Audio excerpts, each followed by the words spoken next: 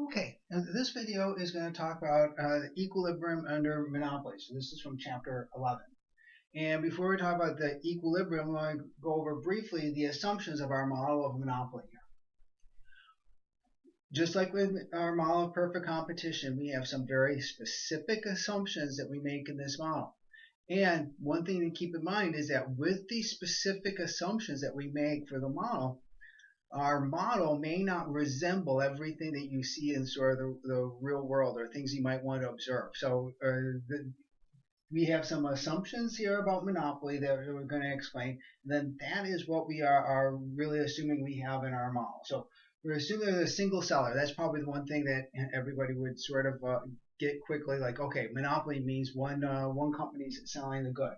But there are a couple more assumptions you have to make. One is that there are no close substitutes. That the product that this monopolist is selling here with this market demand doesn't have anything that's like a very, very close substitute. If you were a monopolist and you were selling a good for which there were perfect substitutes out there, then you wouldn't really have any ability to do the kinds of things that we're talking about here, or that monopoly would be kind of inconsequential. A good example of this would be, like, say, for instance, with brand names. The perfect competition in our markets all are based on brand names so that you can identify whose product it is. So that if, like, somebody sells you some soda or some pop and it's flat and it's not very good, then you know who sold you that bad soda, so you won't want to buy it again. So we have brand names, and with brand names and trademarks, uh, if you're the Coca-Cola company, you're the only company allowed to sell Coke. But we wouldn't want to say that Coca-Cola is a monopolist because there are some very close substitutes for the good. So we have to say that there are no close substitutes, and then we also assume that there's barriers to entry.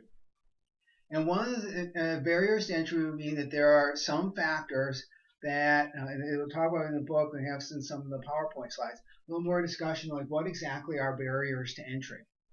But for our purposes here to understand the model, like, well, we have one firm in the industry and no other firms can get into this industry. So even if they're having a really good party here, nobody can crash it. And that's what we'll say about barriers to entry. By saying that there's no close substitutes and there's barriers to entry, we'd say that not only is there a single seller of this good, but this single seller of the good faces no competition, actually no competition today or no potential competition. So we can simply focus in on what we're going to have on this diagram in terms of maximizing profit, and we don't have to worry about any other considerations. Like, oh, well, but if you do this, somebody else might enter the market. Well, no, we're not going to have to worry about it. So it actually makes it quite kind of simple analytically, but we have to make some pretty strong assumptions to get there. So with a monopoly, because there's a single seller, the firm will be the industry. So in perfect competition, we are drawing diagrams here with a firm diagram and an industry diagram. We don't have to do that here. We can draw the market demand curve on the same diagram for which we have the firm's cost curve, the monopolist cost curves.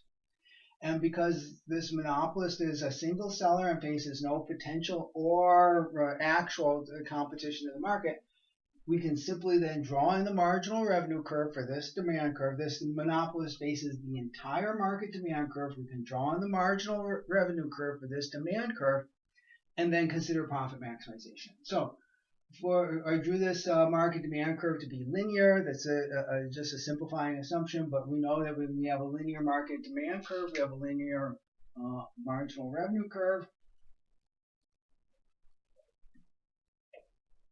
And I'm drawing this in here. And now we're ready to go. We have everything we need to draw to figure out the equilibrium. Because a monopolist is trying to maximize profit.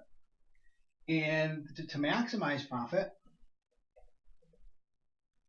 well, we do the same thing we've said all along. Any firm trying to maximize profit sets marginal cost equal to marginal revenue.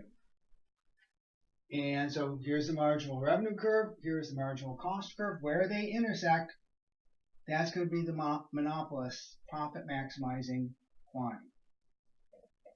And we'll call that QM. Now we have to get the price. For this price, the monopolist is going to be producing this quantity of the good.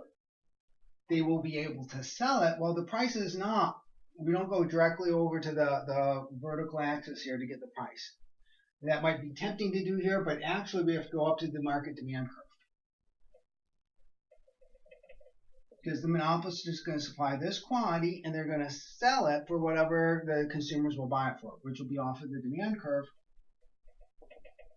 And we read over here. So that's the monopolist's price and quantity. They're maximizing profit by choosing the QM, and they're charging a price of PM. Now, there's one more thing we need to do, and that's to find the area of monopoly profit. Remember, again, profit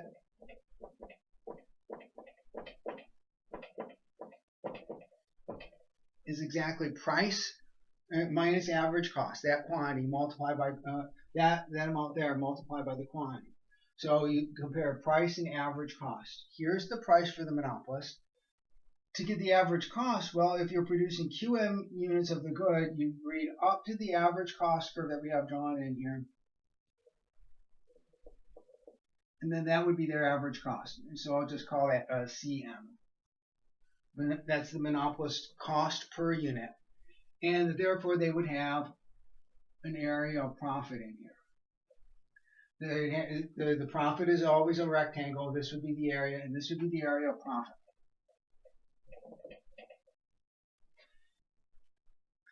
Now that's the monopoly equilibrium. Now we didn't say anything about short run or long run. And I only drew one set of cost curves up here. And I only drew one set of cost curves because, as we said when we were talking about perfect competition, there is an adjustment you can think about going from the short run to the long run in terms of optimizing your plant size, optimizing the amount of capital or the fixed input.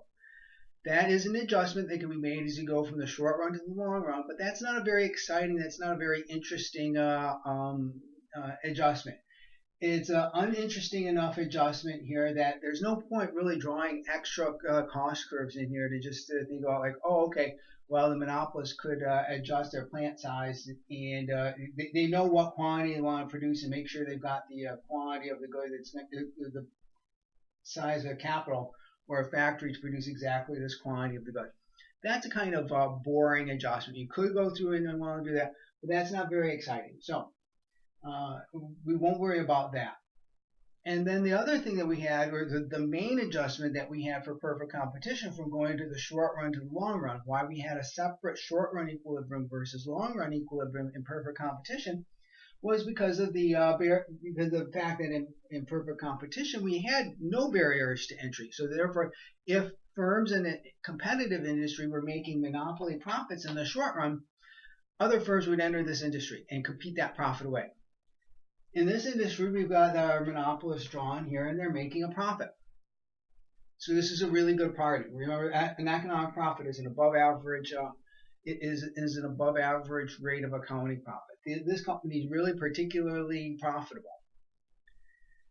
In other words, this is like a really good party, and people want to crash this party. Investors want to crash this party. But now we'll just say, well, they can't. They can't because of barriers to entry. And for our purposes here, I mean, like, what exactly are those barriers to entry? Well, again, they're discussed a little bit in the book. Certainly, like a patent would be one thing that could give you a barrier to entry. You could have this barrier to entry, and because you have the barrier to entry, no firms can enter this industry. So our analysis here is actually done. We make this strong kind of assumption here that there's barriers to entry. And then that's the end of the analysis. There can't be any adjustment to say like, oh, well, firms are going to enter this industry and compete the profit away. That's not going to happen because of the barriers to entry. So this would be both the short run and the long run analysis under monopoly. So not only did we not have to have two different diagrams as we did for perfect competition, we don't have to worry about a short run versus long run adjustment. This would be the equilibrium under monopoly.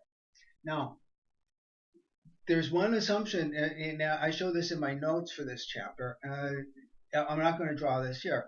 There's nothing about our assumptions of monopoly that says that a monopolist has to be profitable. It is possible, and in the notes I draw the diagram to show a case where the monopolist is going to make a zero economic profit. If you think of these are our assumptions, and there's nothing in here saying a monopolist must be profitable. Whether a monopolist is going to make a positive economic profit or not depends on the location of the market demand curve relative to their cost curves. If it happens to be the case, as I've drawn here, that you make a profit, then you make a profit. And if it turns out not to be the case, then you might make a zero profit. You could even imagine a monopolist making losses, but that we probably wouldn't see persist, because if a monopolist was making an economic loss, they would simply choose not to produce the goods. So this is monopoly, and we've come through here, we've figured it all out. We've actually now completed the diagram, and this is our analysis of the monopoly equilibrium. Okay.